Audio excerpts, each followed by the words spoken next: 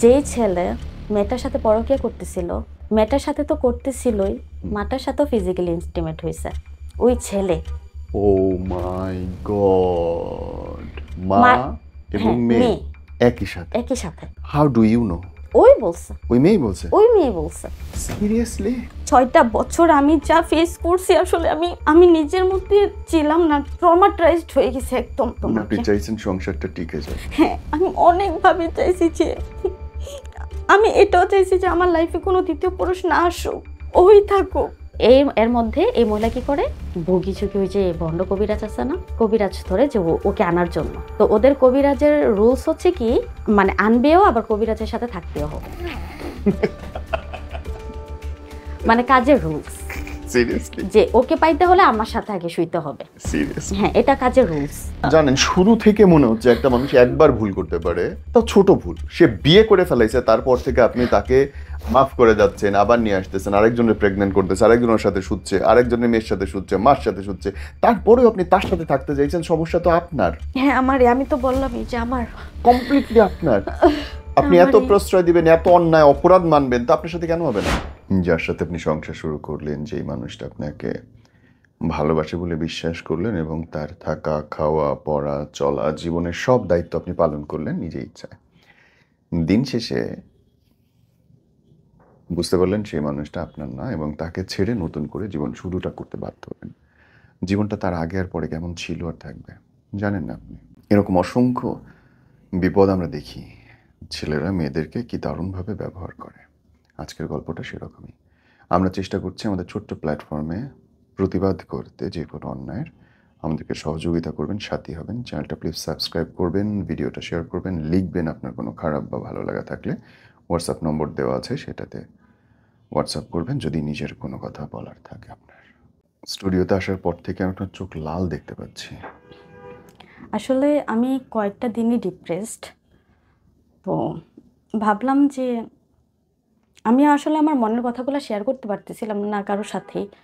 তো ঘাঁটতে ঘাঁটতে আপনাদের এটা আসে, আপনাদের পেজটা আসে। তো ভাবলাম যে যেহেতু আমি আমার ফ্যামিলিকেও বোঝাতে পারতেছি না যে আমার শেয়ার প্রবলেমগুলা, ওরাও বুঝতেছে না, তো আমি ভাবলাম যে আপনাদের সাথে আমি কমিউনিকেট করি, যে আমার মনের ভাবগুলো আপনাদের সাথে শেয়ার করি, যে সবাই বুঝুক যে ছেলেরা আজকালকার কীভাবে মেয়েদেরকে ইউজ করে। তো এটা বলার জন্য আমি আজকে আপনাদের সাথে আপনার আসছি। জামাইকে তো আপনি বলছিলেন যে আপাদমস্তক নিজেই চালাইতেন। হ্যাঁ, and that's a love marriage. হ্যাঁ, লাভ ম্যারেজ। তাইলে কেমনি কি? আসলে আমি ঢাকায় আসি স্টাডি পারপাসে, মেইনলি 2018 সালে। হ্যাঁ, আমার ইন্টারমিডিয়েটের পরে, আমার ইন্টারমিডিয়েটে আমাদের গ্রামেই ছিল। জি। দেন সেই সূত্রে ঢাকা আসা, তার সাথে আমার ফেসবুকে পরিচয় ছিল কত সাল? 18 সালে। ওকে। দেন ওর সাথে আমার মানে কমিউনিকেট হইতে হইতে এক পর্যায়ে আম, আমি তাকে বলছি যে তোমাকে আমার ভালো লাগছে, আমি তোমাকে বিয়ে করব। হুম, ডিরেক্ট বিয়ের কথা? হ্যাঁ, হুম। কারণ সে চাচ্ছিল যে লিভিংয়ে থাকার জন্য সে আমাকে অফার করে। তো আমি বলছি লিভিং যে বাংলাদেশে আসে? হ্যাঁ, এখন তো ম্যাক্সিমাম এগুলা হয়। ম্যাক্সিমাম? হ্যাঁ, বিশেষ করে ইউনিভার্সিটির স্টুডেন্টগুলা হচ্ছে লিভিং পারপাসে যায়। সিরিয়াসলি? হ্যাঁ, আমার মত মানে চোখে অনেক দেখছি এরকম। অনেক মানে একজন দুজন? না, অনেক দেখেছি। শত শত? হ্যাঁ, সিরিয়াসলি? আমাদের ধরতে গেলে আমাদের ফ্ল্যাটেই আছে কিছু। সিরিয়াসলি? হ্যাঁ, এখন এটা হচ্ছে সবার কাছে নরমালাইজ হয়ে গেছে actually। বাংলাদেশে লিভিং নর্মালাইজ হয়ে গেছে বলতে? হ্যাঁ, ওদের কাছে এটা নরমালাইজ লাগে মানে এখন। এত বাড়ছে? হ্যাঁ, এখন তো অনেকে গ্রুপ ওয়াইজ করেও হচ্ছে ফ্ল্যাটে থাকে। মানে? ধরেন যে একটা কাপল উঠলো, হ্যাঁ। আরেকটা কাপলও শেয়ার হলো, দেন তিনটা মানে একটা অ্যাপার্টমেন্টে যদি 3টা ফ্ল্যাট থাকে, মানে রুম থাকে, তো ওরা ভাগাভাগি করে হচ্ছে থাকে, বাহ! বিশেষ করে ইউনিভার্সিটির ক্ষেত্রে। মানে ও মাই গড, আমার তো মাথা ঘুরে দিলেন আপনি। ইনফ্যাক্ট আপনি আপনার নিজের ফেসবুক প্রোফাইলে আমি ঘুরছিলাম একটু আগে এবং তখনও এই টাইপের একটা ইনফরমেশন আমি দেখলাম যে লিভিং এ আছে ইওর এক্স। এটা আমি পরে বলতেছি আচ্ছা, আসলে, হ্যাঁ। কারণ মানে যতটুকু আমি ইনফর্ম পেয়েছি, আমি জানি যে ওর সাথেই আছে। আপনাদের বিয়ে হইল কত সালে বোন? আমাদের বিয়ে হয়েছে আপনার 2019 সালে মার্চের দিকে। আপনার ফ্যামিলি ছিল তখন? না। আপনার ফ্যামিলিতে সবাই বাইরে? এখন বাইরে থাকে, আগে বাইরে থাকতো না। ওকে। ওর ফ্যামিলির সবাই ছিল বিয়েতে? না, ওর একটা ফ্রেন্ড ছিল। তাইলে? এখানে অনেক কাহিনী আছে এর মধ্যে। বলেন। কাহিনীটা হচ্ছে, আমি যখন ওকে বিয়ে করি, আমাদের বিয়েটা হয়েছিল পুরান ঢাকাতে, পুরান ঢাকার কোর্টে। হ্যাঁ। তো ওইখানে ওর একটা ফ্রেন্ড হচ্ছে সাক্ষী হয়। তো ওর মাধ্যমেই হচ্ছে আমরা বিয়েটা করি। বিয়ে করার 3-4 দিন পরে বিয়ে করার পরের কথা পরে শুনবো। আগে একটু বললেন যে, কি এমন দরকার পড়লো যে দুজনের মা-বাবা বা ফ্যামিলি না থাকলেও বিয়ে করতে হইল? মানে ও আগে ম্যারিড ছিল, হ্যাঁ? হ্যাঁ। তো ওর আগে বেবিও ছিল, বাট ও আমাকে বলছে কি যে ওই বেবিটা নাকি ওরা দত্তক নিয়েছে। বাট এটা আমার ট্রাস্ট হয় নাই। এটা কখন বলছে আপনাকে? এটা হচ্ছে আমাকে বিয়ের পরে, যখন আমি কাহিনী জানতে পারি। বিয়ের আগে আপনি জানতেনই না যে আপনার না। হাসব্যান্ড বিবাহিত? না, সে আমাকে বলেই নাই। সেটা বুঝলাম। কিন্তু বিয়ের ওই মোমেন্টটা কি হইল যাতে আপনার ফ্যামিলির কেউ নাই, তার ফ্যামিলির কেউ নাই, অথচ আপনাদের বিয়ে করলেন? কারণ হচ্ছে আমি এটা তো বিয়েটা স্বাভাবিক না ব্যাপারটা। না, টোটালি অ্যাবনর্মাল ছিল। সে তো আমাকে অফার করেছিল। তো আমি ভাবলাম যে না, যেহেতু তোমাকে আমি ভালোবাসছি, আমি তোমার সাথেই কাটাবো। হুম। পরে আমি বললাম যে তোমার ফ্যামিলির তো কেউ নাই, তোমার ফ্যামিলি মেম্বাররা কোথায়? পরে বলে যে ধরে নাও আমার ফ্যামিলির মেম্বার আমি। আমার ফ্যামিলিতে আমার মা ছাড়া কেউই নাই। আর ওর মা হচ্ছে কি মেন্টালি সিক। মানে সিকও না, মানে ছেলে যা বলবে মা সেইভাবেই চলবে। এখন ছেলে যদি 100টা নারীর সাথে চড়ায় আসে, মা সেটাকে সাপোর্ট করবে। বলবে যে বাবা তুই ভালো করছস, তোর হ্যাপি তো, তুই সুখী তো। ওই মহিলা শুধু একটা কথাই বলে, মানে পুরাটা আমি বলবো যে মার কারণে ছেলেটা নষ্ট। মানে উনি নিয়ন্ত্রণ, আদেশ, উপদেশ এগুলো না, কিছু না, কিছুই করতো না। দেখেন মাঝখানে ও আমার সাথে স্টে করা থাকাকালীন, আমাদের বিয়ের 2-3 বছর পর সে আরেকটা বিয়ে করে ফেলছিল।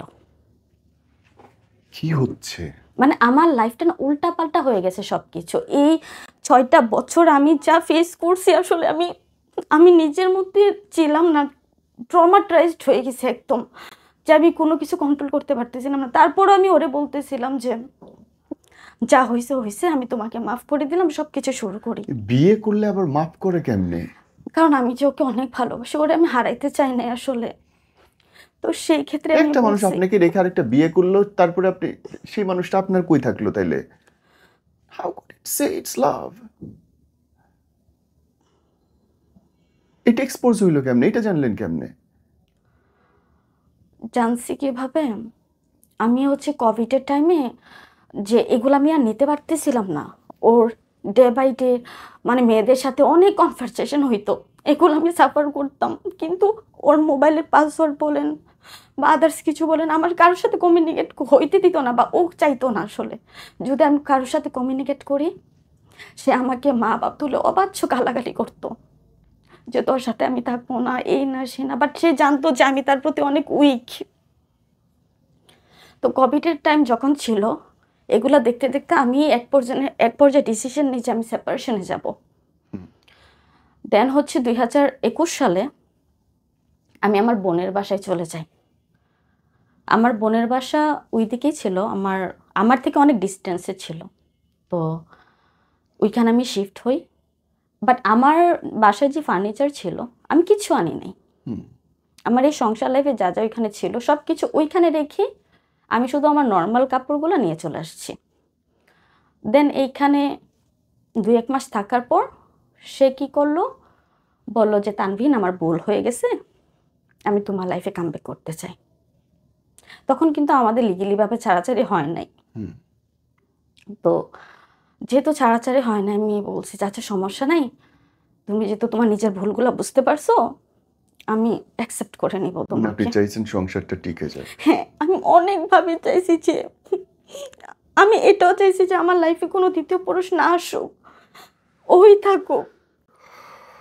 কিন্তু সে আমার হইল না। তারপর হচ্ছে ওকে আমি অ্যাকসেপ্ট করার পর যেদিন আমার আপুর বাসায় আসে সে, তো আমার বড় বোনে সেদিনই হচ্ছে আমাকে অবাচ্য ভাষায় গালাগালি যে ও কেন আসছে, যেহেতু তোদের সেপারেশনের কথা হচ্ছে, তুই ডিসিশন নিয়ে নিছস, তুই আবার ওকে কেন অ্যাকসেপ্ট করলি। তো তো এটা নিয়ে কিছু ফ্যামিলি ইস্যু ছিল। তখন আমার বড় বোনও বলছে যে তুই এই মুহূর্তে আমার বাসা ছেড়ে চলে যাবি। আমার বোনের বাসায় কিন্তু আমি কস্ট দিয়েই থাকতাম, ভাড়া পেমেন্ট দিয়ে করেই থাকতেন থাকতাম। বোনের বাসায়? হ্যাঁ, আপন একটা বোন? হ্যাঁ, আমার বড় বোন। কেন? এমনি থাকতাম। সে বলল যে তুই তো অন্য জায়গায় পেমেন্ট দিয়ে থাকবি, তো আমার এখানে একটা রুমে থাক। তো ওকে, ওদের রুমেই আমি একটা রুমেই পেমেন্ট দিয়ে থাকছিলাম। ওকে। দেন ও যেহেতু চলেই আসছে, তো এখানে তো আর থাকা সম্ভব না। দেন ওকে নিয়ে আমি আলাদা একটা বাসা নেই। বাসা নেওয়ার 1-2 মাস সে আমার মানে বাসায় আসা যাওয়ার মধ্যে থাকতো, সপ্তাহে 1-2 বার। ওর আগের ওয়াইফ কিন্তু জানতো, আমার নাম জানতো। হুম, ওর আগের ওয়াইফের কাছে বলা হয়েছে কি যে আমি ওর থেকে টাকা পাই। ওকে। তো এই জন্য মাঝে মধ্যে যে ফোন দিই ওর ওয়াইফ দেখতো, কারণ আমার নাম্বারটা তো সেভ ছিল। হুম, তো আমি ফোনটা ধরলাম, ফোনটা ধরার পর সে বলতেছে যে মহসিন কোথায়, হুম। মহসিন কাছে ফোনটা দেন। তখন আমি বললাম যে মহসিনকে আপনার কি দরকার, বলেন আমাকে। পরে বলে যে আপনি কে। আমি বললাম যে আপনি কে। পরে বলেছে আমি মহসিনের ওয়াইফ। তখনই তো ও ঘুম থেকে উঠে গেছে, একদম কাঁচা ঘুম থেকে। মনে হয় আমরা হঠাৎ করে উঠলে যেরকম চমকায় যায়, সে ওইভাবে ঘুম থেকে উঠে আমার থেকে ফোনটা নিয়েই ওই মেয়েকে অবাচ্য ভাষায় গালাগালি স্টার্ট করলো। এখন ওই প্রান্তে থেকে কি বলতেছে আমাকে তো আর, আমি তো শুনতেছি না। ও মোবাইলটা নিয়ে হচ্ছে মোবাইলের ভলিউমটা কমাই ফেলছে, একদম লো মোডে নিয়ে ফেলছে যেন আমি কিছু না শুনি, ওই যেন শুনে। তো অবাচ্য ভাষায় গালাগালি করার পর ফোনটা রেখে দিছে। তখন আমি বললাম যে এটা কে। তখন সে বলল যে আরে বইলো না, আমার মা তো একটা পাগল, আমার খালাতো বোনের সাথে বিয়ে ঠিক করছে। হুম, তো আমি বললাম যে তোমার ওপিনিয়ন কি, তোমার মা তো জানে যে তুমি আমার সাথে স্টে করতেছো, এটা জানার পরেও তোমার মা কেন এই ডিসিশন নিবে। বলতেছে যে না, আমার মাই চাইতেছে যেন আমি আমার খালাতো বোনকে বিয়ে করি। আমি বললাম যে আচ্ছা ফাইন। তো ওই দিন আমি বললাম যে আচ্ছা ঠিক আছে, এত কাহিনী যখন হয়েছে আমি তোমার মার সাথে দেখা করব। হুম। চলো, তুমি আমার সাথে চলো, আমি তোমাকে দেখা করাই। তো যখন নামছি রেডি হয়ে নিচে, তখন ওর ওয়াইফ, ওর অ্যানাদার ওয়াইফ আমাকে ওদের ঘনিষ্ঠভাবে ছবি পাঠায় আমার হোয়াটসঅ্যাপে। তখন আমি নিচে বাইকে উঠবো, ওর মার সাথে দেখা করব, তখনই ছবিগুলো আমার মোবাইলে আসে। তো আসার পর এগুলা দেখার পরেই আমি নিচ থেকে, তখন আমাদের ফ্ল্যাট ছিল 7 তলাতে, লিফট ছিল না। আমি এই মানে কুকুরের মতো 7টা তালা বাইরে উপরে উঠছি, বাসায় যে না বাসায় যা বন্ধুত্ব পক্ষে। কারণ আমি এগুলো নিতে পারতেছিলাম যে না, পারতেছিলাম না, কারণ আমি কখনো এগুলো ফেস করতে চাই না যে একটা আমার ভালোবাসার মানুষ অন্যজনের কাছে গিয়ে থাকবে। দেন বাসায় আসার পর এগুলা দেখা আমি হচ্ছে ওরে বলছি যে এটি কি। তখন সে বলে আরে আমি তো ঘুমায়াছিলাম, আমার খালাতো বোন আমার সাথে নোংরামি করার জন্য হয়তো বা ছবি তুলছে আমাকে ব্ল্যাকমেল করার জন্য। তখন ও তো দুধের বাচ্চা। হ্যাঁ, তখন আমি বললাম যে আচ্ছা ঠিক আছে তাহলে তুমি চলে যাও, আমি তোমার মার সাথে দেখা করব না, আমি অন্য দিন দেখা করব। না, সে বাসায় থেকে যাবে না যতক্ষণ না আমি ওই নাম্বারটা ব্লক করতেছি, আমার মোবাইল থেকে ডিলিট করতেছি ওর ওয়াইফের নাম্বারটা। তো হোয়াটসঅ্যাপে আপনি একটা জিনিস খেয়াল করলে দেখবেন, হোয়াটসঅ্যাপে কিন্তু ব্লক করলে না ব্লক লিস্টের নাম্বারটা থাকে, হুম, কিন্তু সে বুঝে নাই। তো আমি কি করলাম না, মানে ডায়াল থেকে নাম্বারটা ডিলিট করার পর ওকে আবার হোয়াটসঅ্যাপ থেকে ও যাওয়ার পর ও তো যাইতেই চায় না, যে নাম্বার না ডিলিট করলে সে যাবে না বাসা থেকে। পরে আমি বললাম যে আচ্ছা তুমি থাকো, তুমি যেহেতু আমাকে ভালোবাসো, তোমার তো ফ্যামিলি দরকার নাই, তুমি যেহেতু সব কিছু আমার আর ওর তো এখানে। ফ্যামিলি তো শুধু মা একা। না, ওর বাপ আছে, ওর বড় ভাই আছে, 2 বোন আছে ও না আসলে। বললো যে শুধু ওর। হ্যাঁ হ্যাঁ, ও বললো যে আমার ফ্যামিলির কারোর সাথে কোনো কমিউনিকেট নাই, শোনা তুমি আমাকে দেখা বিয়ে বসছো, আমি তোমার সব। অথচ সবাই ওই রকম জানতো যে ওর আগের ওয়াইফকে ছেড়ে এখন আরেকটা মেয়ের সাথে ভালোই আছে। হ্যাঁ, বাট ওর ফ্যামিলি না ওকে একদমই পছন্দ করে না। কারণ হচ্ছে কি, কারণ ওর এই কুকর্মগুলা দেখতে দেখতে হয়তো বা ওকে সেপারেশন করে দিছে ওর ফ্যামিলি থেকে। ওর বাবাও দেখতে পারে না। এই আপনি ব্লক করলেন, তারপরে কি হলো? ব্লক করার পর সে মাথা ঠান্ডা করে চলে গেছে। হুম। আমার বাসা থেকে নিচ পর্যন্ত দেখা যায়। ওকে আমি টাটা মাটা দিয়ে আমি ব্লগটা খুললাম। উইমের ওর উম, নামটা জানি না, বাট হুম। ওকে ফোন দেই। ফোন দেওয়ার পর আমি বললাম যে দেখেন, তখন আমি প্রেগনেন্ট ছিলাম। তখন আমি প্রেগনেন্ট ছিলাম।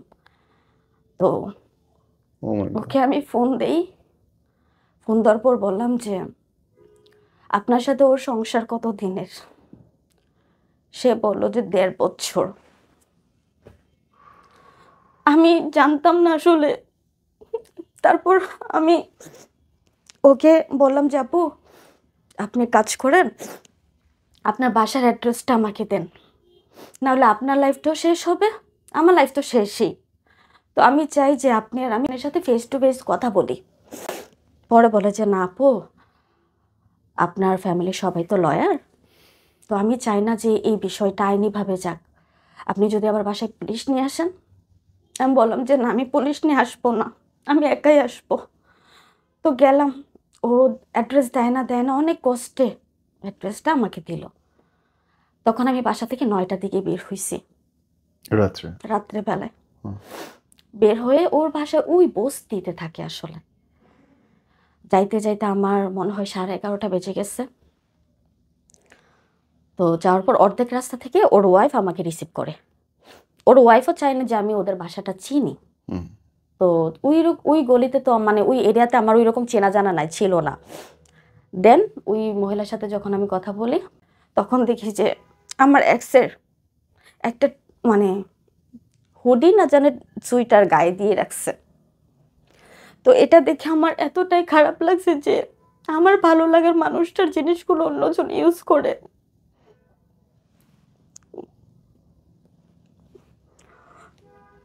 আপনার স্বামীর জ্যাকেট তার গায়ে, হ্যাঁ।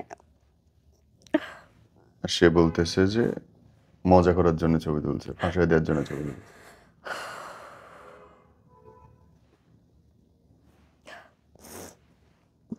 দেন আমি ওর বাসায় গেলাম।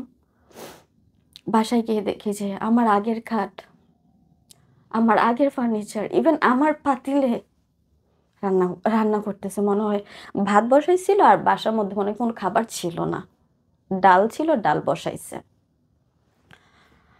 আমার চুলাটাই, আমার সবকিছু এভরিথিং। ও মাই গড। তো আপনার জিনিস দিয়ে সে আরেকটা সংসার করতেছে? হ্যাঁ। How pathetic. দেন মহিলা কি বললো? দেন আমি যাওয়ার পর সে বারে বারে আমাকে বলতেছিল যে আপু, আপনি ওয়াশরুমে যান, ওয়াশরুম থেকে ফ্রেশ হয়ে আসেন। তো আমার মাথায় থিঙ্কিং যে যদি ওয়াশরুমে গেলে যদি আমাকে আটকায় ফেলে। স্বাভাবিক।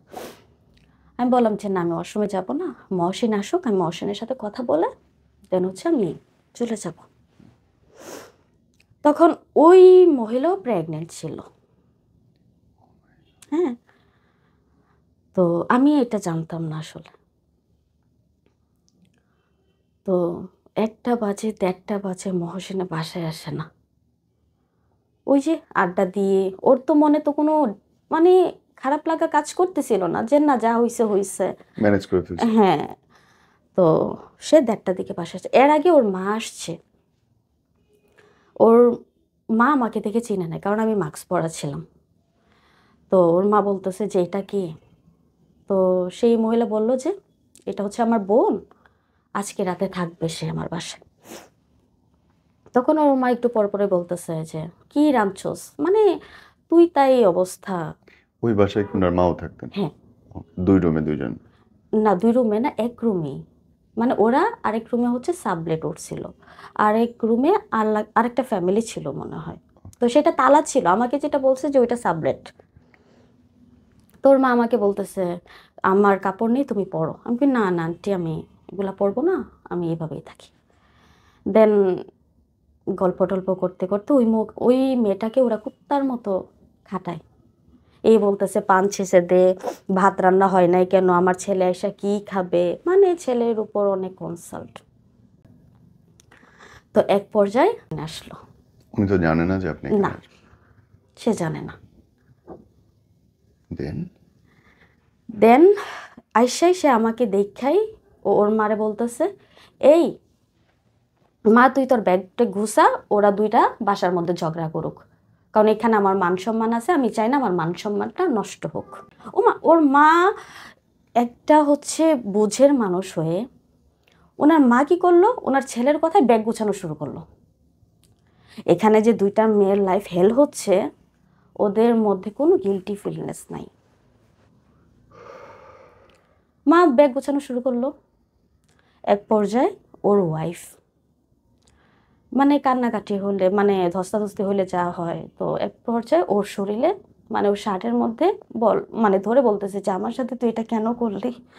তো আমার ওইটা আমি কলিজা ফাইটটা যাইতেছিল যে আমার মানুষটাকে এইভাবে আরেকটা মানুষ এইভাবে ধরতেছে, আমি আসলে নিতে পারতেছিলাম না। আমি বসেছিলাম, কারণ ওদের মাঝখানে আমি যাই নাই, কারণ ওদেরও তো একটা জানার আছে। হ্যাঁ। তো এক পর্যায়ে ওরা ছাইরা বলে যে তুই যাই কে, তোর আমি যাই না। ওই মহিলাটাকে বলতেছে যে তুই যাই কে, তোর সাথে আমি থাকবো না, তানভিন চলো তোমাকে আমি বাসায় পৌঁছায় দিয়ে আসি। মানে ওইখানে সবচেয়ে প্রায়োরিটি বেশি আমাকেই দিচ্ছে।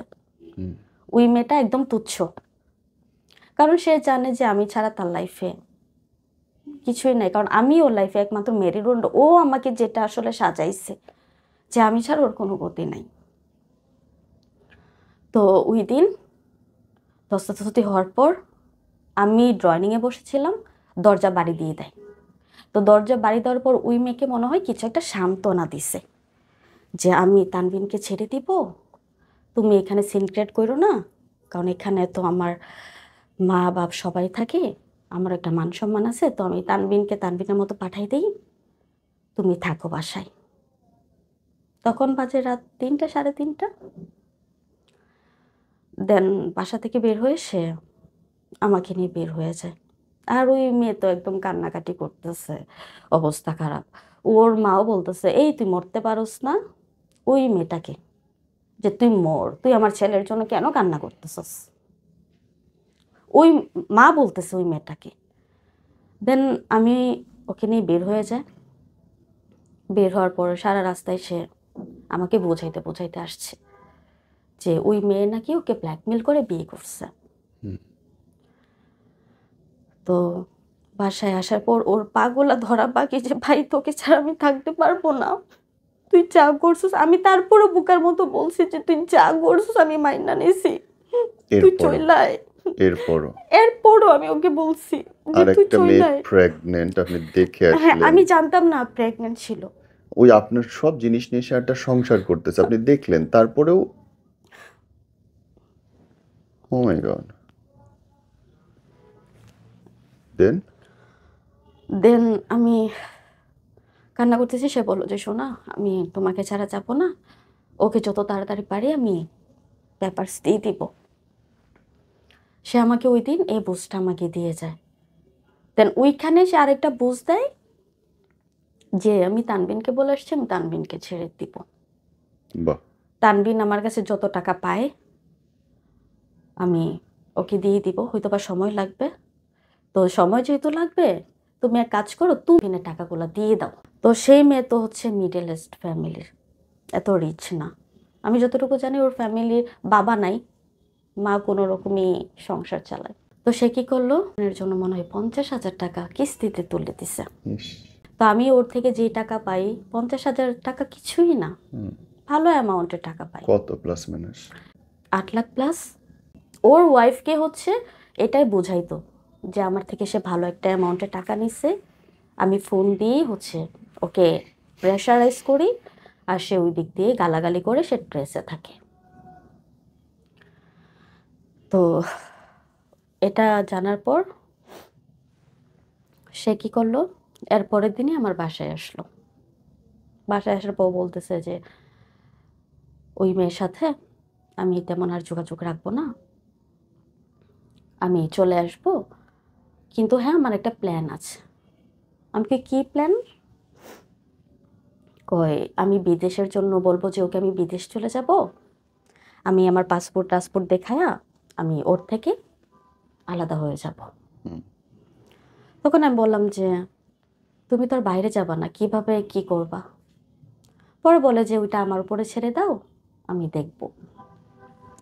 দেন এর মাঝে সে এরকম যাওয়া আসা করতো যাওয়া আসা করতেছো, কই যাইতো? ওর যে ওর বাসায়। আর আপনি সে অ্যালাউ আমাকে করতেন বলছে কেন? যে ওই মেয়েটা চলে গেছে, ওর ওয়াইফটা চলে গেছে।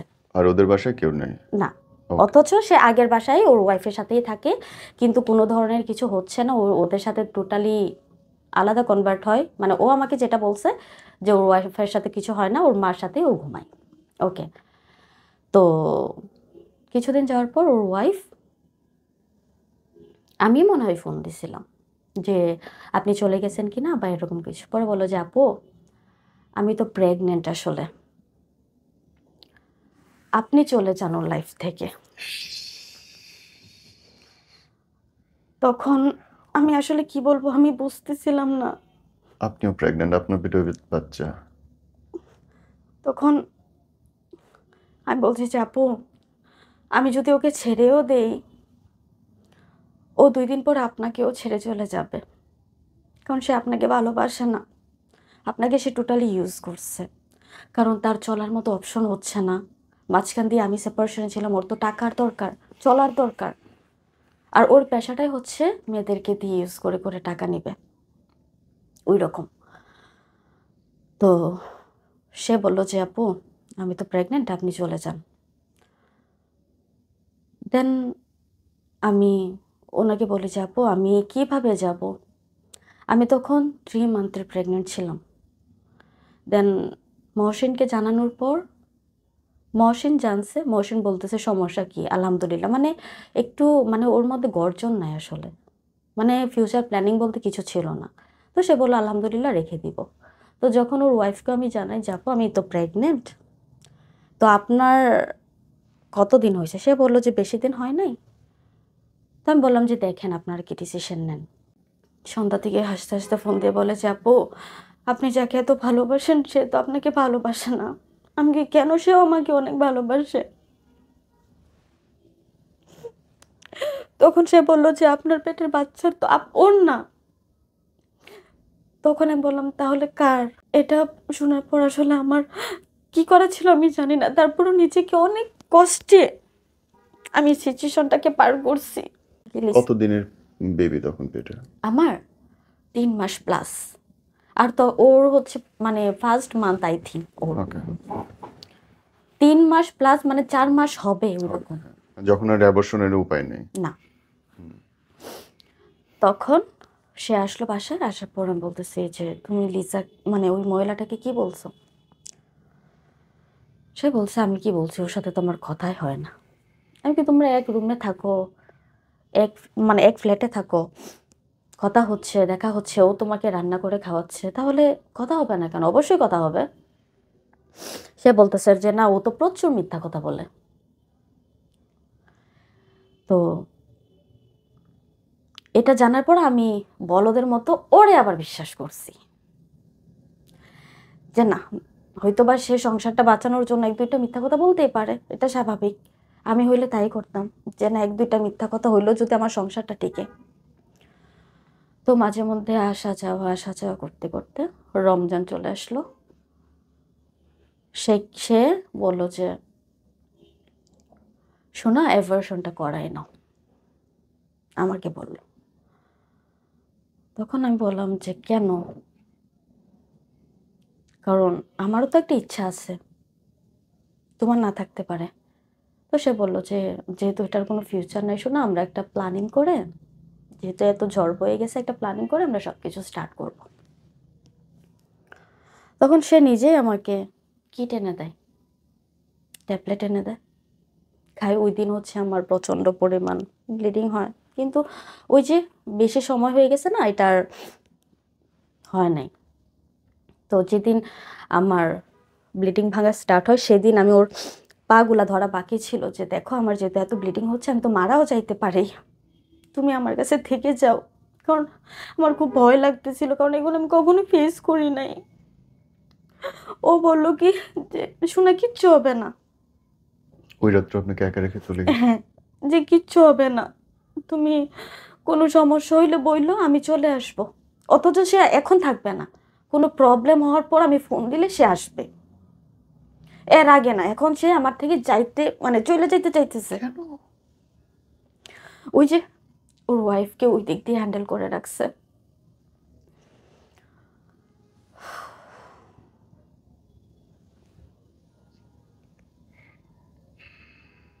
এই বেবিটা পরে ছিল? হ্যাঁ, একবার হয়ে হচ্ছে ব্লিডিং হয়, পরে নাই। পরে দেখি যে পিরিয়ড হচ্ছে না, 4 মাস, 4.5 মাস হয়ে গেছে। যখন আলট্রা করি তখন মনে হয় 22 সপ্তাহ। ইস, ক্ষতি হয়নি এই বাচ্চাটা? হ্যাঁ, তো যখন আমি ডাক্তার দেখাই, পরে বলে যে আপনি কি কোনো মেডিসিন খেয়েছেন? আহা, তখন আমি বলছি যে হ্যাঁ ম্যাম, আমি তো মেডিসিন খেয়ে ফেলছিলাম, ভাবছিলাম যে রাখবো না, তো এটা আসলে পরিকল্পনার বাইরে ছিল। পর বলতেছে যে যাই হোক, এখন এটা মানে যেমনই হোক আপনার বেবি, তো আপনি রেখে দেন। আর এখন এটা এত বড় হয়ে গেছে, এটা এখন অপারেশনও করা পসিবল না, কারণ আমার বাচ্চার গ্রোথ অনেক হয়ে গেছিল। বড়। মানে নর্মালের তুলনা অনেক হয়ে গেছিল, হয়তো বা ওষুধের খাওয়ার কারণে আমার পেটটা ফুলে নাই, চাপ খেয়েছিল একদম, বাট এটা ভিতরেই বড় হয়েছে। ফাইনালি বেবিটা এসছে দুনিয়াতে? না, আসে নাই। কেন? আমি যেদিন হচ্ছে ডাক্তার দেখায় আসছি, এরপরে আমি যখন, আসল কথা কি, মানে আমাদের সংসার লাইফে ও কখনো বাজার করে নাই, মানে? আমারটা আমিই করছি। ওর শুধু 3 বেলা খাওয়া ছাড়া, ওর হাত খরচ বলেন, ওর স্মোক ছাড়া আর কোনো কাজ ছিল না ওর। বাজার থেকে শুরু করে সব কিছু আমি করছি। বাসা ভাড়া, হ্যাঁ, থাকা, খাওয়া, পান চুন, কত কিছু লাগে একটা সংসারে। কোনো কিছু করে নেই সে? না। সিরিয়াসলি? হ্যাঁ, যখন কিভাবে করবে ভাই বলেন, যখন আমার ফ্যামিলি আমাকে টাকা দেওয়া বন্ধ করে দেয়, যখন জানছে, আমার ফ্যামিলি কিন্তু ভাইয়া জানে না যে আমি যে স্টাডি ড্রপে ছিলাম। ওরা পড়ালেখা ছেড়ে কিন্তু, দিয়েছেন আপনি? হ্যাঁ, ওরা কিন্তু 2 মাস পর পর আমার সেমিস্টার টাকা ঠিকই দিত। আর আপনি খুব ভালো করেই জানেন যে আমেরিকানে পড়লে কত টাকা খরচ যায়, আমাদের 3 মাসেই সেমিস্টার শেষ হয়ে যায় প্রপার ওয়েতে। তো যখন অফ হয়ে যায়, তখন আমি বললাম যে শোনা, এখন তো চলার ওয়ে নাই, কিছু তো একটা করতে হবে। পর বলে যে শোনা, আমার তো বাইক আছে, আমি না হয় উবার চালাই। তখন আমি বললাম যে শোনা, তুমি উবার চালালে যদি আবার মেয়েদের সাথে আবার কমিউনিকেট করো, কারণ ও না বরাবরই ওর মোবাইলের পাসওয়ার্ডগুলো আমাকে দিত না, হাইড করে রাখতো সব কিছু। আর আপনি সারা জীবন বসে বসে খাওয়াবেন জামাই? এটা এখন লজিক্যাল লাগলো? সে তো না, ওর এখন দিন শেষে লজিক কি জানেন, যে আমি নাকি ওকে বসায় বসায় খাওয়াইছি, ওকে আমি একদম অকর্মা বানাই ফেলছি। ও কোনো বানায় ফেলতে চাইলে আমি হব? পুরুষ এখন ও মানুষ। আমাকে দিন শেষে এটাই বলে গেছে যে আমি যদি খারাপ হইও, তোর কারণে হইছি। অনেক ব্লেম দিয়ে সে আমাকে গেছে। ফাইনালি ওই মেয়েটার কি হলো? ও মেয়েটা কি ছিল এই লাইফে? ওই মেয়েটার হচ্ছে কি, 2 মাস পর ও একটা প্ল্যান সাজাইছে যে আমার মামা বাইরে বাইরে চলে যাব, তো তুমি তোমার মতো থাকো, আমি বাইরে গেলে তোমার খরচ দিব। ওই মেয়েটাকে ও এটা বলছে, ওর ওয়াইফকে। দেন যেদিন চলে আসবে এর আগের দিন আমাকে বলে যে শোনা, আমাকে তুমি কিছু টাকা দাও, আমি তোমাকে 3 দিন পরে ব্যাক করতেছি। হুম। পরে বললাম যে 3 দিন পরে কেন, টাকা নিয়ে কি করবা? হুম। কয় যে সমস্যা না, আমি 3 দিন পরে মানে আমার রক্তবেচ্ছা হইলে আমি তোমার টাকাটা দিয়ে দিব, তুমি আমাকে দাও। কিন্তু আমি স্টিল জানতাম না সে ওই দিনই মানে এর পরের দিনই আসতেছে। তো টাকাটা নিয়েও প্ল্যান সাজাইলো কি, ওর সন্ধ্যার দিকে ফ্লাইট, ওই ওই মেয়ের থেকে ব্যাগ ট্যাগ গুছানো, আর ওই সব মানে আসবাবপত্রগুলা মালগুলা ওই মেয়েটাকে গিফট করে দিস, কারণ এগুলা নিয়ে সে কি করবে, এগুলার তো দরকার নেই। তো সে কি করলো, ওই মেয়ের সাথে ড্রামা করে সে কি করলো, এখান থেকে সিলেট গেল। ওই মেয়ে তো জানে যে না প্লেনে যাইতেছে, মানে মেয়েটাও এক প্রকার বোকাই ছিল। তো যাওয়ার পর এক পর্যায়ে সে কি করলো, ওর মোবাইলগুলো বন্ধ করে ফেললো। তো সে এই দিন সিলেট থেকে ঘুরে টুরে, আমি মনে হয় বাজার করে উঠছি, উঠাই দেখি সে আমার দরজার সামনে ব্যাগ টেক নিয়ে হাজির। ওরম বললাম যে তুমি চলে আসছো? হ্যাঁ শোনো, আমি তো একবারে চলে আসছি। তখন তো আমি মহা খুশি যে না একবারে চলে আসছে আমার কাছে। তো ওকে আমি অ্যাকসেপ্ট করলাম, থাকলো খাইলো, 2-3 মাস ভালো ছিল। তারপর আবার চ্যাট শুরু করছে মেয়েদের সাথে। মেয়েদেরকে প্রত্যেকটা মেয়েকে বলে যে বিজনেসের কাজে সে বাইরে যায়, সে বিজি থাকে, অথচ সে কিছুই করে না। প্রত্যেকটা মেয়েকে এটাই বলে। আর সে প্রত্যেকটা মেয়েকে এই ব্লাবটা দেয় যে তোমার যদি ফ্যামিলি না থাকে তুমি আমার কাছে চলে আসো, আমি তোমাকে চালাবো, এটা বলে। তো এরকম হইতে হইতে ফ্যামিলি যখন আমাকে খরচ দেওয়া স্টপ করে দেয়, আমি বললাম যে এখন তো ওয়ে নাই, তুমি কিছু একটা করো। পর বললো যে শোনা, আমার তো বাইক আছে, আমি উবার চালাই। তো আমি বললাম যে আচ্ছা ঠিক আছে শোনা, তুমি যেহেতু আগের থেকে ভালোই হয়ে গেছো, যেহেতু তোমাকে বিশ্বাস করার স্কোপটা মেক করতেছো, তো আমি মানে আমি আমার দিক থেকে চাবো তুমি আর খারাপ কাজে না জড়াও। দেন শুরু হইল ওর উবার চালানো, 1 দিন 2 দিন 3 দিন। এর ফাঁকেও সে মেয়েদের সাথে দেখা করে। এটা ধরলাম কিভাবে, একদিন সকালবেলা সে গোসলে যায়, তার মোবাইলে একটা কল আসে, সে চলে যাবে উবারে। তো ফোনটা আসার পর তার মোবাইলটা লক করে নেয়। তো আমি মেইনলি মোবাইলটা ধরে আমি ওর গ্যালারিতে যাই, যে ওর গ্যালারিতে কি কি আছে। মানে গ্যালারি দেখার অনুমতি আপনার ছিল না? না, কিছুই ছিল না। বাহ। তো গ্যালারিতে গিয়েই দেখি যে জিয়া উদ্যানে ওই মেয়ের সাথে অনেক পিকচার। এগুলা দেখে সাথে সাথে আমি কি করলাম, আমার হোয়াটসঅ্যাপে নিয়ে নিই, যে ও যদি আবার অস্বীকার করে যে কই কই, সে কিন্তু কই কই করতে করতে ইনস্ট্যান্ট সে ডিলিট করে ফেলে। তো ডিলিট মানে বলার পর সে ওই দিন আর কাজেই যাবে না, সে উবারই চালাবে না, সংসার কিভাবে চলে তার দেখার বিষয় না। মানে আমি এটা ওর মোবাইলটা কেন ধরলাম, এটাতে তার প্রবলেম শুরু হয়েছে। প্রবলেম ওই দিন আমার গায়ে হাত তোলে। তো এটা হওয়ার পর তো সে যখন বলল যে শোনা তুমি বাচ্চাটা অ্যাবর্শন করায় ফেলো, যেহেতু ওষুধ খাইয়ে ফেলছি, যেহেতু বাচ্চাটা নর্মাল হবে না অ্যাবনর্মাল হবে, বাচ্চাটা আসলে না রাখাই ভালো। সঠিক। তো আমি বলছি যে বাচ্চা ভালো হোক আর খারাপ হোক, আমি তো জন্ম দেব, তুমি তো আর না, আমি পালবো। কারণ তোমাকে যেহেতু আমি বসায় বসায় খাওয়াইতে পারতেছি, আমার বাচ্চাকে আমি অবশ্যই পারবো। কিন্তু এন্ড অফ দ্য ডেতে আপনিও তো বসে খাওয়াচ্ছেন, আপনার হ্যাঁ। ফ্যামিলি আপনাকে টাকা দিচ্ছে, হ্যাঁ আপনারা দুইজনই বেকার, হ্যাঁ, আমার ফ্যামিলি তো দিচ্ছে আমাকে স্টাডি পারপাসে টাকা। আর আপনি সেগুলো আপনার জামাইয়ের পেছনে উড়াচ্ছেন। হ্যাঁ, আর আপনার জামাই আপনার সংসার থেকে নিয়ে অন্য আরেকটা মেয়েদের সংসার পিছনে। করতেছে। Fine. Then let me no, এই গল্প থেকে বেরিয়ে নতুন যে কাহিনীটা আমি দেখলাম, এটার কাহিনী কি? আচ্ছা, এটার কাহিনী হচ্ছে যে ফাইন, শুধু একটা লাইনে বলেন, ওই মেয়ের সঙ্গে কি তার ফাইনালি ডিভোর্স হয়ে গেছিল? তার যে বউ যেটা বলেন, ওই মেয়ে দিয়ে দিয়েছিল না পেরে। ওই মেয়ের কি বাচ্চা হয়ে গেছিল? এখন আলাদা সংসার হয়ে বেবি আছে আই থিঙ্ক। কিন্তু এই বাচ্চাটা কি ছিল তখনকার বাচ্চাটা? আমার না। না, ওই মেয়ের। হ্যাঁ, নষ্ট করে ফেলছে ওই মেয়েও, কারণ এটা তো কোনো ফিউচার ছিল না। ফিউচার ছিল, সঠিক। এই তো গেল, ওই মেয়ে ডিভোর্স হয়ে গেল, তারপর আপনার সঙ্গে কিন্তু নতুন যে এটা সম্পর্ক, যে কারণে ডিভোর্স হলো, এটার কাহিনী কি? নতুন কাহিনীটা হচ্ছে যখন আমাদের ফাইন্যান্সিয়ালি ভাবে প্রবলেম স্টার্ট হয়,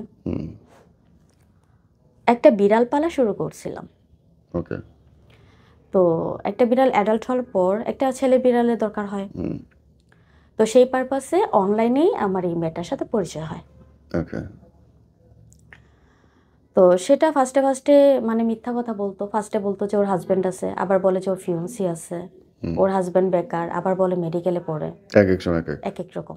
হুম। তো আমার এটা তো আমার ইস্যু না। আমার ইস্যুটা হচ্ছে বিড়াল দিয়ে কাজ শেষ, আমার কনভারসেশন শেষ। তো এক পর্যায়ে বিড়াল দিয়ে কন্ট্যাক্ট হইতে হইতে ও সব কিছু ওর শেয়ার করলো হুম। আমার কাছে, যে ও তখন ম্যারিড ছিল, যে ওর হাজব্যান্ড থাকা অবস্থায় আরেকটা ছেলের সাথে পরকীয়াতে জড়ায় যায়। ওই Okay. মেয়েটা, হুম। যার সাথে আমার বিড়াল পারপাসে পরিচয়। তো মেয়ের মা, যে লিগ্যাল হাজব্যান্ড ছিল, লিগ্যাল হাজব্যান্ডটাকে পছন্দ করতো না। হুম। যার সাথে পরকীয়া ছিল হুম। তাকেই পছন্দ করতো। পিছনে যান, একটু পিছনে যান। 5 4 3 2 1 অ্যাকশন। হ্যাঁ। তো ওই মেয়েটার মা হচ্ছে ওর লিগ্যাল হাজব্যান্ডটাকে পছন্দ না করে যার সাথে পরকীয়া করতো হুম। তাকেই সাপোর্ট দিত। ওকে। তো লিগেলে থাকা অবস্থায় ওর মেয়ে, মানে ওর মার বাসায় ওই ছেলে আসতো। ওরে বাবা। ওকে। তো একটা মজার বিষয় কি জানেন, কি? যেই ছেলে মেয়েটার সাথে পরকীয়া করতেছিল, মেয়েটার সাথে তো করতেছিলই, মাটার সাথেও ফিজিক্যালি ইন্টিমেট হয়েছে ওই ছেলে। ও মাই গড। মা মা, এবং হ্যাঁ মেয়ে মেয়ে একই সাথে? একই সাথে। No way. How do you know? ওই বলছে, ওই মেয়েই বলছে? ওই মেয়ে বলছে সিরিয়াসলি? যে আমি যার সাথে রিলেশনশিপে গেছি, আমার বিয়ে, মানে বিয়ের পরে আমি যার সাথে রিলেশনশিপে গেছি, আমার চোখের সামনে আমার বয়ফ্রেন্ডকে নিয়ে আমার মা দরজা বাড়ি দিয়ে দিয়ে গল্প করতো, তো অবশ্যই অনেক কিছু করতো। তো সেটা সেই মেয়ের পছন্দ হয় নাই। তো এক পর্যায়ে কি করলো, ওই মানে মেয়ে ডিসিশন নেয় যে সে ফ্যামিলি থেকে বের হয়ে যাবে। হুম।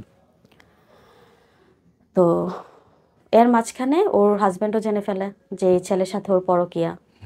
ওই ছেলেও ব্ল্যাকমেল করতেছে, ওই ছেলের মানে কাছে ওই মেয়ের অনেকগুলা ফুটেজ, ওকে। ওই ফুটেজগুলো দিয়ে ব্ল্যাকমেল করতেছিল যে তুই যদি এখন আমার সাথে না থাকোস তাহলে এগুলো আমি ভাইরাল করে দিব। হুম। তো মেয়ে এক পর্যায়ে কি করলো, ওই ছেলেকে, মানে ওর যে লিগ্যাল হাজব্যান্ড, ওকে জানায়। ওর হাজব্যান্ড এটাই থিঙ্ক করছে যে আমি থাকাকালীন তুমি অন্য জনের সাথে গেছো, এখন আমি আবার আসার পরও যে যাবা না বা আমাকে ছাইড়া যাবা না, এটার কি গ্যারান্টি। ওর আবার ব্যাচমেট ছিল, ওর ওই মেয়ে আর ওই মেয়ের হাজব্যান্ড। তো ওরা মনে হয় থানায় জিডি করে, বাট নো রেসপন্স, কারণ এখানে মেয়ের দোষ। হুম। তো ছেলে কি করলো, আলাদা বাসা নিয়ে ছেলে মারলো পল্টি, কোন ছেলে? ওর লিগ্যাল হাজব্যান্ড। ওকে। তো যেদিন হচ্ছে বাসা নেয়, আমি রিকমেন্ডেডে আমার সাথের ফ্ল্যাটে ওকে আমি বাসাটা নিয়ে দিই। আপনার পাশের ফ্ল্যাট? এটাই ছিল আমার চরম ভুল। যে ওই যে বলে না যে মানুষ হালকাইটা কুমির আনে, আমি হাল না কাইটা আমি কুমির নিয়ে আসছি বাসায়। দেন পাশের ফ্ল্যাটে থাকা শুরু করলো। আমার একটা কথা ভাইয়া কি জানেন, যে একটা মানুষকে যদি ভালোবাসে, এক পুরুষের আসক্ত যদি থাকে, তাহলে সেকেন্ড কিভাবে কোনো, মানে কিভাবে আসে একটা পার্সন, আমাকে বলেন তো।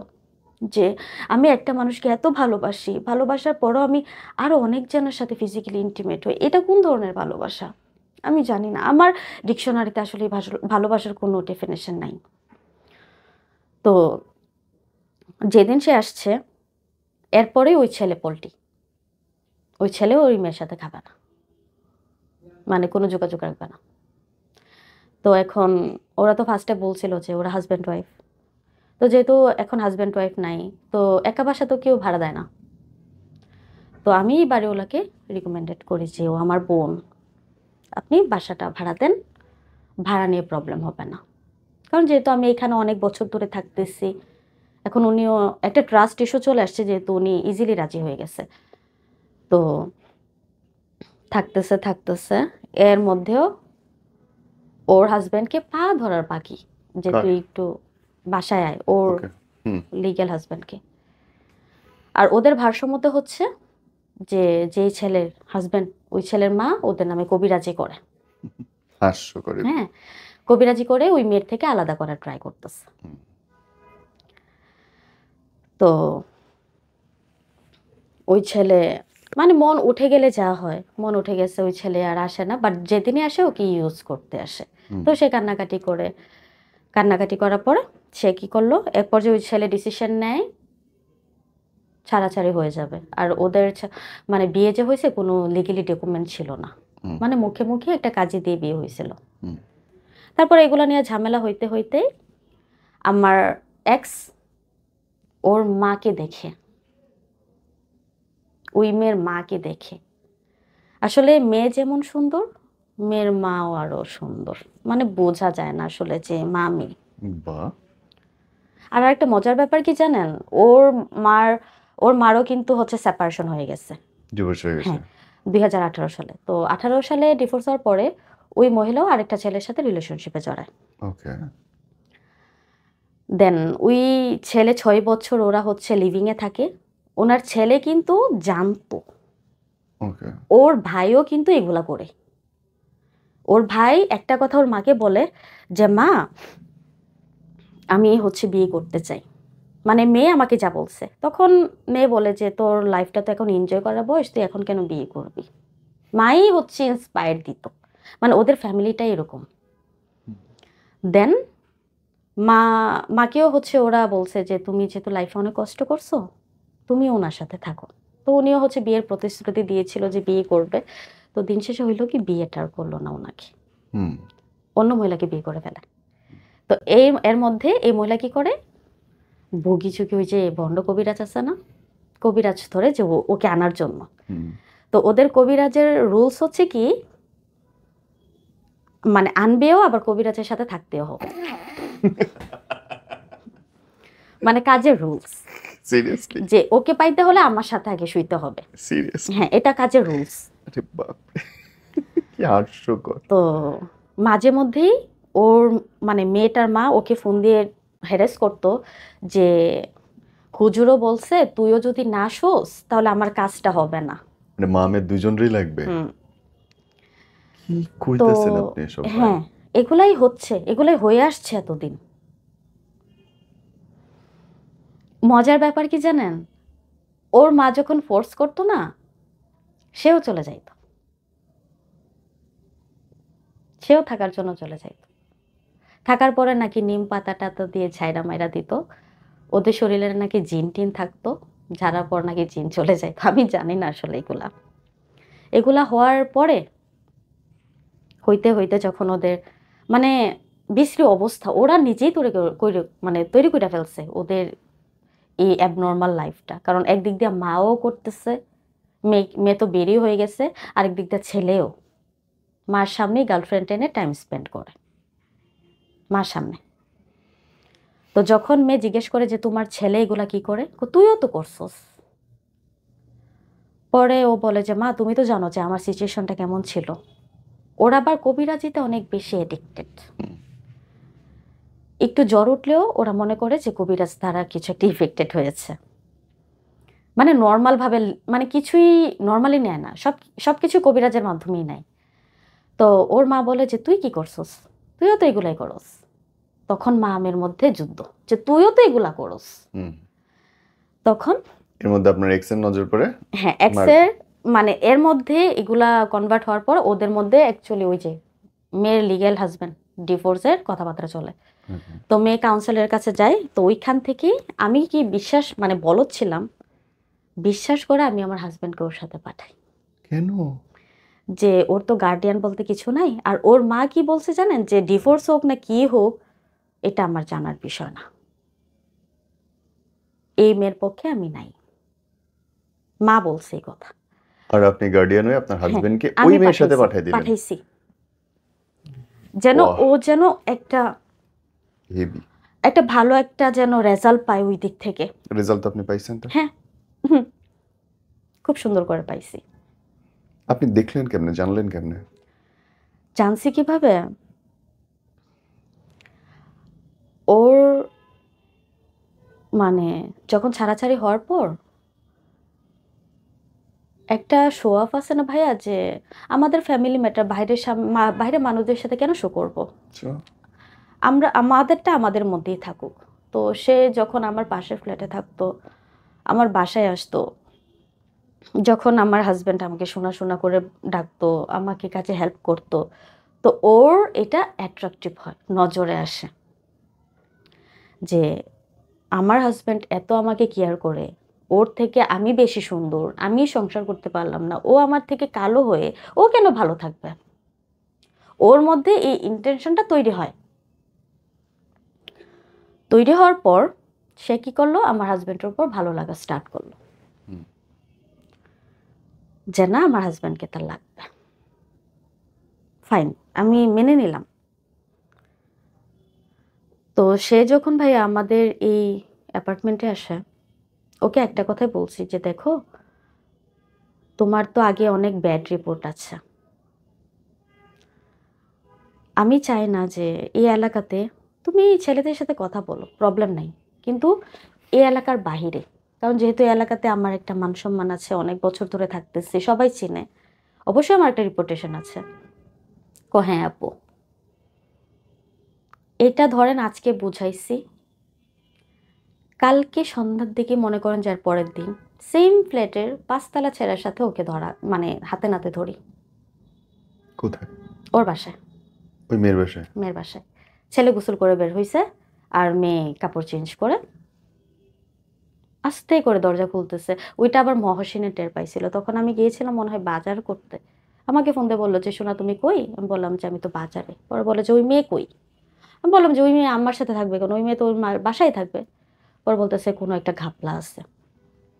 দেন যাওয়ার পর ভাই হাতে নাতে ধরছে, মেয়ের পায়ে মানে আমার হাজব্যান্ডের পায়ে পড়ে গেছে একদম, যে এগুলা যেন ভিডিওগুলো ভাইরাল না করে, কারণ ভিডিও করে নিছিল ওরা যে ধরা পড়ছে। তো ওই মেয়ে বলছিল যে ভাইয়া আপনি আম্মুকে জানায়েন না, কারণ আম্মুর সামনে আমার মান সম্মান থাকবে না। কারণ ওরা ঝগড়া করলেই তো এক একজনের পাস্ট নিয়ে গালাগালি করে। তো এক পর্যায়ে কি করলো, মহসিন ওর মাকে ফোন দেয়, ওর মাও ওই দিক থেকে ওকে অবাচ্য ভাষায় গালাগালি, যে এই মেয়ের খবর নিব না, হ্যান নাই, মেয়ে আমার না, ও মানে বিশ্রী অবস্থা। তারপর থেকেই আমি যখন ভাইয়া বাড়িতে যাই, সে আমার বাসায় আসতো। এখন একটা মেয়ে যদি স্কুপ দেয়, একটা ছেলে মানুষ যাবেই, স্বাভাবিক যাবে। সে হয়তো বা স্কোপ দিয়েছে, তো হয়তো বা এর আগে ওদের মধ্যে কোনো ফিজিক্যালি ইন্টিমেট হয় নাই, বাট যখন আমি শুনছি যে ও আমার হাজব্যান্ডকে পছন্দ করে, ওকে কে আমি, বলছে? ওই বলছে, সে স্বীকার করছে, সে স্বীকার করছে। সে আমাকে বলছে যে তোমার হাজব্যান্ড যদি আমাকে সবকিছু খারাপ সবকিছু জেনে অ্যাকসেপ্ট করে, তাহলে তোমার প্রবলেম কি? মাই, মইরা গেলাম রে বোন। তখন আমি বলছি যে আমার কোনো প্রবলেম নাই, বিয়ে করো, বিয়ে করো। আপনি কি ওদের শারীরিক সম্পর্ক দেখছেন? শারীরিক সম্পর্ক দেখি নাই, বাট ওর মারটা মানে? হয়েছে কি, প্রথমে তো মেয়ে আমার হাজবেন্ডের প্রতি অ্যাডিক্টেড হয়েছে, হুম। দেন ওই মহিলার সাথে কিভাবে জানে মহসিনের মানে কমিউনিকেট হয়, আমি জানি না নাম্বার কোথায় থেকে পাইছে। হুম।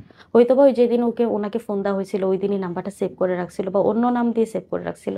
ও খুবই বাটপার, একটা মেয়ের নাম্বার ছেলের নাম্বার দিয়ে সেভ করে রাখে। হুম। তো ওই মহিলা জানতো যে মহসিনে ভালো একটা জব করে। এখন আমি বলবো না আমার ফ্যামিলিতে কি হচ্ছে বাইরের মানুষকে, যে আমার জামাই বেকার, আমার উপরে চলে। তো আমি সবাইকে বলতাম যে না, স্মার্ট একটা জব করে। দেন ওই মহিলা মহসিনকে ফোন দিয়ে বলে যে মহসিন আমার এই জায়গায় কিছু টাকা আছে, তুমি উঠাই দিতে পারবা? তখন মহসিন বলে যে আমার কি লাভ? হুম। তখন বলছে যে আমার তো এখন টাকা পয়সা নাই, তুমি আমার থেকে যা চাও আমি তোমাকে তাই দিব। মহিলা এই কথা বলছে। তখন মহসিন বলে যে আপনার থেকে আমি কি চাবো? পরে ওই মহিলা বলে যে একটা মেয়ের থেকে যা নেওয়ার সেটাই তুমি অ্যাকসেপ্ট করো। তখন মহসিন বলছে আচ্ছা ঠিক আছে, আমি জানাবো। দেন আমি বাড়িতে যাই, বাড়িতে যাওয়ার পর সে ওই মেয়ের মার বাসায় গেছে, গিয়ে থেকে আসছে অনেকবার। ওই হচ্ছে যে মেয়ের মা, তো লাস্ট পর্যায়ে বলছে যে মহসিন আমার টাকা ওঠানোর দরকার নাই, তুমি আমাকে 1 লাখ টাকা এমনিই দাও যেহেতু তুমি আমার সাথে থাকছো। কারণ ওই মহিলা তো জানতো যে মহসিনের কাছে টাকা আছে। তো কয়েকবার ফিজিক্যালি ইন্টিমেট হওয়ার পর মহিলা ভাবছে ও তো একটা ফটকা, টাকাও দিচ্ছে না। যেহেতু টাকা দিচ্ছে না, দিনের পর দিন ওকে ফোন দিয়ে বলতেছে যে আমি কখন আসবো কখন আসবো, তখন মহিলা একটা নেগেটিভ সাইড আসাটাই স্বাভাবিক। দেন মহিলা, আচ্ছা, এটার এটার কাহিনী হওয়ার সময় তখন হচ্ছে ও গ্রুপ ওয়াইজ করে, মানে আমার সাথে প্ল্যান করে যে শোনা অনেক তো সব কিছু হয়েছে, তো এবার আমরা হচ্ছে একটা ফিউচার প্ল্যানিং করি। তো আমার কথা হচ্ছে যেহেতু আমার ফ্যামিলি বাইরেই থাকে, তো আজকে নাও কালকে তো আমরা বাইরেই সেটেল হব, আজকে না মানু কালকে তো অবশ্যই মানবে, এটা আমার বিশ্বাস ছিল। তো সে বলল যে চলো আমরা একটা বেবি নিই। আমি বললাম যে আচ্ছা সমস্যা নাই, কারণ বিয়ের তো অনেক বছর হয়ে গেছে, একটা বেবি নেই, এবার না হয় তোমার কথাতেই সব কিছু হোক। তো যখন আমি প্রেগনেন্ট 1 মাসের, যখন বাড়িতে যাই তখনই ওই মহিলার সাথে ফিজিক্যালি ইন্টিমেট হয়। এটা আপনি জানলেন কেমনে? জানছি কেমনে, ওই যে একবার দুইবার তিনবার যাওয়ার পর যখন মহসিনে টাকা দিচ্ছে না, হুম যেদিন আমি বাড়িতে মানে বাড়ি থেকে ঢাকায় আসছি, তখন আমি আর ও সোফায় বসে আছি। হুম তো সে আমাকে, ওই একটা কথা আছে না যে চোরের মন পুলিশ পুলিশ, হুম আমাকে সে বলতেছে যে শোনা আমি তো আর ভুল শোনা ছাড়া করিনি কোনো কথা না, নেই। আমাকে এটা বলেই ডাকতো, আর প্রত্যেকটা মেয়েকেই এটা বলেই ডাকতো। হুম তখন আমি বলতাম যে দেখো তুমি যেহেতু, আমি ওকে মহসিন করেই ডাকতাম, ওর কোনো স্পেসিফিকলি আমি কিছু ডাকতাম না। পরে আমি বললাম যে মহসিন তুমি তো সব মেয়েকেই হচ্ছে একসাথে গুলাই ফেলো, তুমি আমাকে অন্য নাম ধরে ডাকো, নাহলে আমার তো একটা সুন্দর নাম আছে, আমার নাম ধরেই তুমি ডাকো। হুম। পর বলে যে না শোনা আমি তোমাকে শোনা বললেই ডাকবো। সুবিধা কোন নামে কাকে ডাকে ফেলাই শোনা হুম, সুবিধা। হুম। পরে সে বলতেছে শোনা আমি তো ভালো হয়ে গেছি, আমি চাই না আমাদের সংসারে কোনো ধরনের ব্যাড সাইড এফেক্ট আসুক। আমি বললাম যে হঠাৎ এই কথা, তখন যেহেতু আমি বাড়ি থেকে ঢাকায় আসছি, বাসায় রান্নাও কিছু নাই, তখন ওর নিচে ডিম আনার কথা, যে হুম যেহেতু বাসায় কিছু নাই ডিম এনে আজকে রাতটা পার করে নি, কালকে সকালে রান্না করব। তো এর মধ্যে সংসার কে চালাচ্ছে তখন আপনি? আমিও, আমি বাহ। আমি চালাচ্ছি। হুম তো সে বলল যে শোনা তুমি কারোর কথায় কান দিও না, কেউ যদি আমার নামে খারাপ কথাও বলে তুমি আর বিশ্বাস করো না। হুট করে? হ্যাঁ হুট করে। ওকে। পরে আমি বললাম যে ও এতদিন পরে তুমি এগুলা কেন বলতেছো। হুম তখনই ওই মেয়ের মা আমাকে ফোন দেয়, হুম ফোন দিয়ে বলে যে তানভীর তোমার সাথে আমার কিছু কথা আছে। তখনই তো মহসিনের অবস্থা খারাপ, আমাকে বলতেছে লাউড দাও। আমার ফ্যামিলি মেম্বারও যদি ফোন দিত বলে যে লাউড দাও, তখন আমি বলতাম যে তোমার ফ্যামিলি মেম্বাররা ফোন দিলে তো তুমি লাউড দাও না, হুম আমি কেন লাউড দিব। তো সে বললো যে না তুমি লাউড দাও। আচ্ছা ঠিক আছে লাউড দিলাম। হুম পরে বলে যে মহসিন কই। আমি বললাম যে মহসিন তো বাসায় নেই, কারণ যদি বলি যে বাসায় তাহলে তো বলবে না। পরে বলে যে তানবিন তোমার সাথে আমার কিছু কথা ছিল মহসিনের ব্যাপারে, তুমি মেন্টালি ভাবে স্ট্রং তো। হুম তখন আমি বললাম যে আপনি কি কথা বলবেন বলেন, কারণ আমার মনে বাড়ি দিয়ে ফেলছে যে ও কিছু একটা করছে, না হয় ওর মার সাথে না হয় মেয়ের সাথে।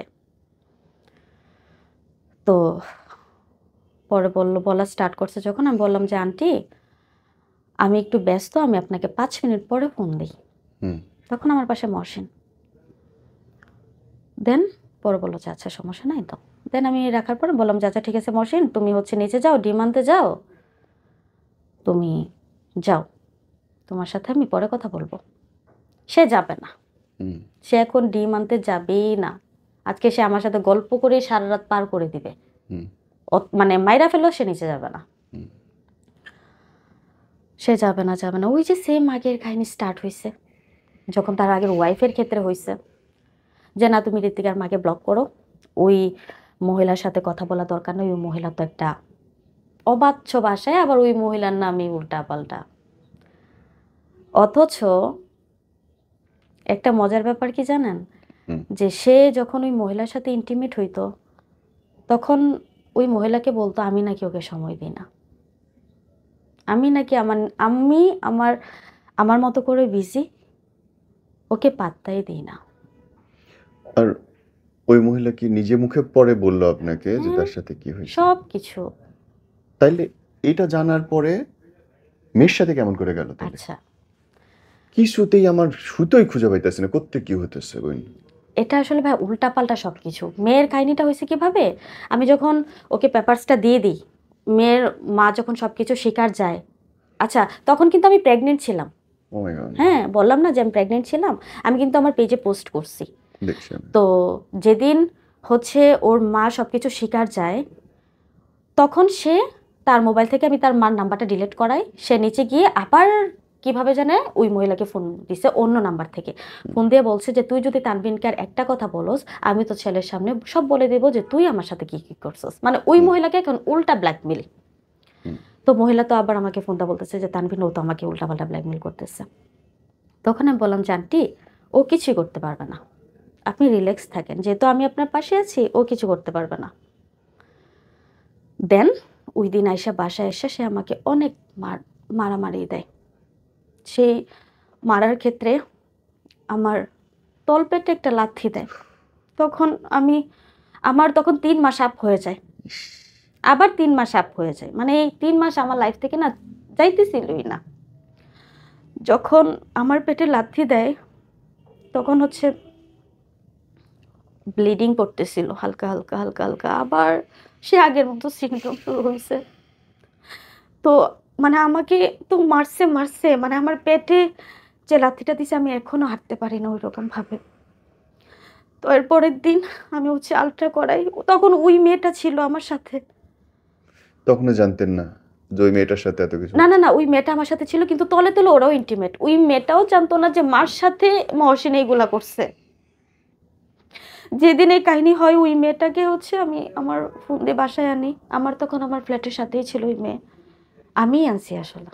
ওই ৭ তলা থেকে যাওয়ার পর আবার মেয়ে মার বাসায় যাওয়ার পর মার বাসা থেকে গোল্ড চুরি করে আবার বের হয়ে গেছিল, আর যায় না। তারপর আমি আবার ঠাই দিছি ওই মেয়েকে। দেন ওই মেয়েকে আমি আবার ফোন দিই, ফোন দিয়ে বলি যে তোমার মা তো এইগুলা কাহিনী শুরু করছে। এখন ওই মেয়ে ওর মাথায় তো বাজ ভেঙে পড়ছে, যেহেতু ওই মেয়েও ওর মধ্যে ইন্টিমেট। তো ওই মেয়ে রাত্রেবেলা আইসা মানে ওর মাকে তো বাচ্চ বাসায় আবার গালাগালি। ওই মাও বলে যে তুইও তো গেছস, মানে একই ডায়লগ সব কিছুতে, যে তুইও করছস আমিও করছি, এরকম অবস্থা। দেন এগুলো যাওয়ার পর যখন সে আমাকে মারধর, মানে এলোপাথারি মারধর শুরু করে, আমি যে প্রেগনেন্ট ছিলাম তার মাথায় ছিল না যে আমি প্রেগনেন্ট ছিলাম। আপনি দেখবেন যে একটা মেয়ে প্রেগনেন্ট হওয়ার পর তার শরীর শক্তি এরকমভাবে কাজ করে না আসলে, যেটা আমরা নর্মালি মুভ অন করতে পারি তখন ইজিলি হয় না। হয় না। তো তখন কি করলো, সে আমাকে অনেকভাবে মারধর করছে, মারধর করে মানে রক্তমুক্ত তো পুরো একদম ভাসায় ফেলছে। আমার মনে হয় এই ঠোঁটটা একদম মানে জখম করে ফেলছিল, মানে এত ঘুষি দিছে, মানে ও যখন মারে পাগলের মতো মারে। তো এরপরের দিন আলট্রা করি, আলট্রা করার পর মহিলা বলতেছে যে আপনারা কয়টা বেবি, কারণ আমি তো আগেও বেবি নষ্ট করছি। বললাম যে এটা আমার ফার্স্ট। তো বড় বললো যে আপনি কি কোনো আঘাত টাঘাত পাইছেন, বেবি তো একদম জ্বরের মুখে চলে আসছে। তখন আমি বললাম যে না, আঘাত পাই নাই, কিছু হয় নাই আমার। তো তারপর বললো যে আপনি যদি বাচ্চাটাকে বাঁচাইতে চান, আপনার যতদিন না বাচ্চাটা ডেলিভারি হচ্ছে আপনি ফুল বেড রেস্টে থাকবেন, একটা জগ পানিও আলগি দিতে পারবেন না, মানে এতটা সেনসিটিভ। হ্যাঁ হয়ে গেছিল, মানে মুখেই চলে আসছিল, কারণ যেহেতু আর আগের বার বেবি ফালাইছি।